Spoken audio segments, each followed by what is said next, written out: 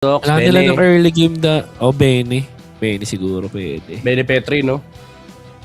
Yup. Ay, Han, pwede. Yan, Hilda pwede. XP? Hilda Ano to? XP, tapos ano. Ay! Hindi. Hilda Rome sila? Hindi ako agree sa setup. Okay, na to. okay sana yung Hilda XP. Oo nga eh. Kaya niya yung glue eh, no? Tapos ano yung Hellcurt. Ano sila? Kaya Patentero ba sila nung Gatot Kacha. Wait lang, seryoso kaya si Mr. Aranda sa tapat na glue? Parang Iniisip ko, masakit. Ini-imagine ko yung level 1. Hindi mo kayang sumabay sa glue. Level 2, meron siyang second seal. So technically, lugi pa rin yung Hellcurt. Interesting. I want to see. To be fair, I'm going in blind dito. My instinct tells me na lamang ang glue sa Hellcurt. Pero baka Yes, kasi may kakaiba ngayon. Ano ba? Maybe kuha ka agad ng damage item pag ikaw yung Hellcurt. Ano bang magandang first damage item dyan? Usually, Paling. ano lang yun eh. Blade of Yung Hephaestus dagger. lang eh. Hindi, I mean yun lang yung ang unang item, ganun. Up you, dagger ka kagad. Oo. Di ko sure. Or, yeah, well, this is a good way to do it. Katan mo na lang. Oo nga naman. Actually. Sa bagay, level 2 na Well siya. done. So, pwede siya mag-rotate sa mid. Yup. Wag mong harapin. Pwede mo namang ikat. Tama. Kung talo ka sa lane, wag mo lanean. Tama. I really like this decision mula sa Indonesia. Kahit si Binuya, hindi niya naisip. Parang, uy, pwede ba na mag-cut tong Hellcurt? Usually done kapag baka na-boots din siya na parang, di niya, alam mo yung hindi binibenta yung boots pag lalakad ka. Might have been the lang ako decision. sure kung anong inuna niyang kung ano yung inuna niyang skill do. Kung second skill o first skill. Kasi kung pili ko kung first skill, aabuti siya na Stanford eh. Nagano siya eh. Nawala yung buhay nung nagano siya. For sure. Second Deadly skill. Poison Stingers. Ang curious ako is yung kanya, kaya siya nagano dito concussive blast. Ang kanyang pinili. Interesting. And this is the out of the box explain that we're looking for, and I'll be completely honest. Magandang naging resulta nito para sa Indonesia. Yeah, kaso yun nga lang, mag-force flicker. Yun lang. Kay Yesgel, Oh my God. Pinirmahan yung solo fan signing, men. Napakamot sa ulo ang miyembro ng Indonesia because of that. And that is the Carl TZ Lancelot. Legendary.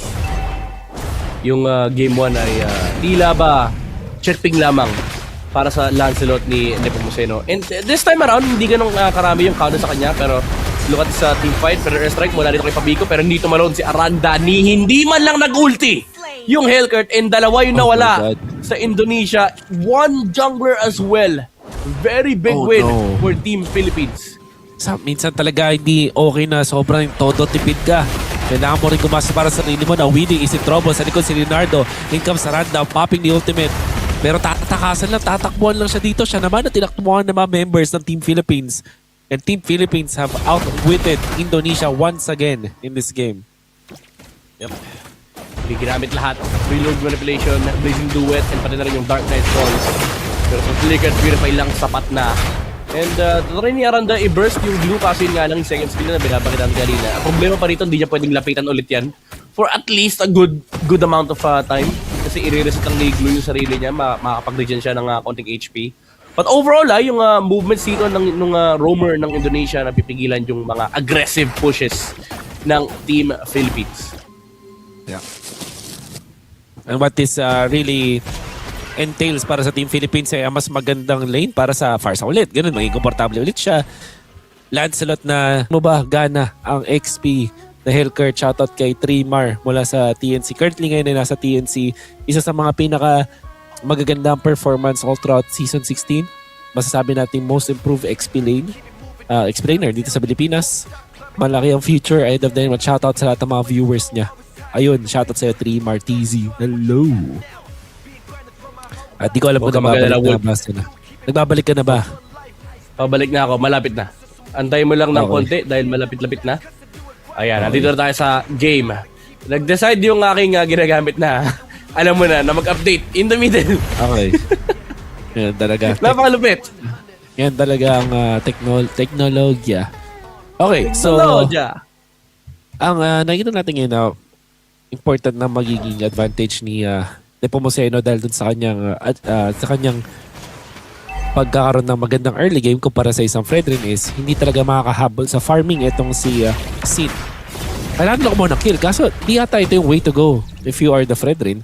You have to secure your jungle muna. Tingin ko mananakawan siya na. Ayun na nga, nananakawan sa ulti ng crab. Laking bagay at makakaikot, makapag-farm ng sobra. Itong si Nepomuceno, level 8 na ngayon.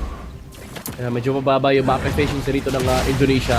But this turtle is gonna make a difference here. Flicker mula kay Vinuya to make a play onto the Fredrin. Naka-attach yung glue on to Chin. Yung manipulation with the Dark Knight Force para makita yung Team Liquid yung Team Philippines. Pero makukuha ng Indonesia yung pagong. Tutumba naman si Aranda however. And AOG makakancel ng Fredrin. It is a big win for Team Indonesia. Dagdag mo pa dyan yung Blazing Duet mula dito kay Leonardo. Pero may punish yung nakuha na patay yung Hilda. And buhay pa rin! Si Binuya hindi pa rin sapat yung apat. Wolf. Oh my God. Just like that nabuhay dun si Vinuya and siguro maganda dito nakuha ng turtle ng Indonesia. Kaya lang the reason why they got that is because of the Dark Knight Falls na strike pa rin naman. Habang nangyayari yun, after nung magkaroon tayo ng isang clash na naipanalo na naman ng Team Philippines, nagnakaw agad ng mga jungle creeps etong si Nepomuceno bago siya bumalik dun sa sarili niyang side ng jungle. At top lane, Soriano! Great footsies! Deserve ang pag-TP na yan. Okay, approve sa amin yan. Soriano, after na ginawa mo, approve sa amin yan. Baka kailangan magpa-check up ni Aranda. Yung kanyang paa ay okay lang ba? Kamusta ang tuhod ni Aranda dahil na ankle break? Si Soriano, yung deadly poison stinger. Ngayon, protektado na siya ni Del Cruz. Meron siyang revitalize in 2 seconds. So kahit paano, yung gank na gagawin dito ng Indonesia, it is gonna be much harder. Nakasilip naman si Weedy however, pero yung mid lane, kontrolado ng dalawang teams, Dark Knight Falls. Pero again, protektado ni De La Cruz dito si Soriano. Leonardo, subukan niya nakawin yung crab. Nakuha pa rin ata ni Soriano. 2,500 na lamang ng Team Philippines at hindi pa natin account dyan yung mga XP na advantage na level 10 ngayon si Nepomuceno habang si Sin, ang ating Fredrin, is just level 8. Trying his best na mapag-catch up but we know na masyado na malayo yung lead na meron si Nepomuceno. Nakapag-push pa ka dito sa may bottom lane. I can easily say na meron siyang at least 1k na lamang over the Fredrin when it comes to the gold. At this point nga, baka wala nang pake sa turtle si Nepomuceno eh. Kasi sobrang laki na nung kanyang kalamangan. Pwede na siya mag-farm, magdamag at mag-scale. Laban din sa composition ng Indonesia. Pero may mga problema pa rin naman. Yung Philippines dito may Claude, pero libreng pagong na naman para sa Team Philippines. Nakuha ni Farsa, yung purple. Hindi rin siguro. Yun! Rico. Ay, hindi ko sapat! Ang Indonesia at hindi sapat nga naman. Aranda will be able to push dun sa may bottom lane but nandun na. Etong si Pabico, bukod sa nakuha siya ng sarili niyang farm, nakanakaw pa siya ng purple ba? Iba talaga, men. Ibon man may layang lumipad. Hindi siya naabot nung Blazing Duet ni Leonardo. And ngayon, take over ang ginagawa ng Team Philippines dito sa jungle area ng Indonesia. And same problem nung game number 2, honestly. Like, saan magpa-farm yung Claude? Saan magpa-farm si Leonardo? Lalo ngayon, bantay sarado yung mga creeps. Bantay sarado yung mga lanes mula sa Team Philippines. Yeah. And this time, Pabico is 3-0-1. Vinuya 0-0-1. Sansan brothers komportable na naman dito sa ating laban na to. Hindi mo go for De La Cruz pero gatot catch with the AOG and revitalize. Unlikely na mapapatumba sa moment na yun. Isa pa nilang problema actually itong si Soriano na 0 deaths pa rin. At na-outplay din sila. And yung Claude nila, dalawa pa lang yung items. Kakabili lang ng DHS. Here comes Vinuya, looking to jump onto the Fredrin. Nepomuceno stealing some buffs. Pero they will go onto the Fredrin. Ito na yung mga deaths na nata. Sila nakakuha ng purple buff. Hindi na ata gumatar yun. Pabico with Feather Airstrike. Leonardo, Blazing Duet sa may badang likuran. Si Vinuya lang itinatamaan kaso hinihil siya ng Revitalize. 2 ultimates burned on the side of Indonesia. And samantalang sa side ng Philippines, isang Feather Airstrike at pati na rin Revitalize. Lord is spawning in 15 seconds. Nepomuceno. Ako, pinipirmahan na naman yung jersey. Oh my God. Skill, pero si Weedy una ng tutumba. Nakakuha naman ng Torre, however, si Aranda sa may top lane. So kahit paano may cross-map play for Team Indonesia. classic Hellcurt gameplay. Noong yung tawag na offlane pa, yung mga taga-gilid Hellcurt na may either execute o kaya yung bounty hunter. Eh, ginagamit pa from before. Taga-split push lang din. And this is what Aranda is showing us right now. It has been ages bago pa nagagamit yung ganong klaseng playstyle ng Hellcurt. At ganun talaga yung MO niya, mag-split push para magbigay ng advantage sa kampe. Kaya lang, hindi pa ganun ka enough. Naramdaman ko yung edad ko nung sinabi mo may bounty hunter. If you know, you know. Napakatagal na. Napakatagal na. Umabot ba ng ano yun? Umabot ba ng unang SEA Games yun? Hindi yata. Ay, oo. Hindi yata. 2019. Wala na ata bounty hunter. Wala na ata bounty. OP kasi yun eh. Killing spree na nun eh. Oo, wala na. Sure. Yeah.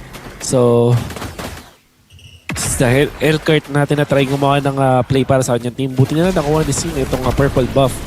And to be fair, Indonesia's defense is pretty good. So they will be able to defend the first Lord push ng Philippines.